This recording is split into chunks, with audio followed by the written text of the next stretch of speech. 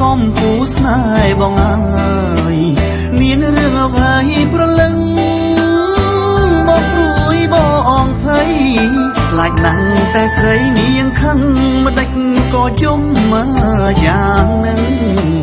ខឹងមិនបងរឿងអ្វីឬអូនប្រច័ណ្ឌនឹងបងរឿងដែលហុំកន្លងបងឈួតមួយពេលខ្លីតែដល់ពេលនេះបងយល់ច្បាស់ហើយពិសីសូមអូនឈប់មកសង្ស័យគ្មានថ្ងៃបត់ស្រីទៀតទេ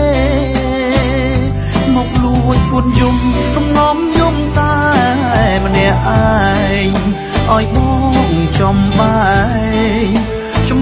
ងស្ទើបែងអូឡាហ៊ានវះបេះដូងបើសិនជាអូ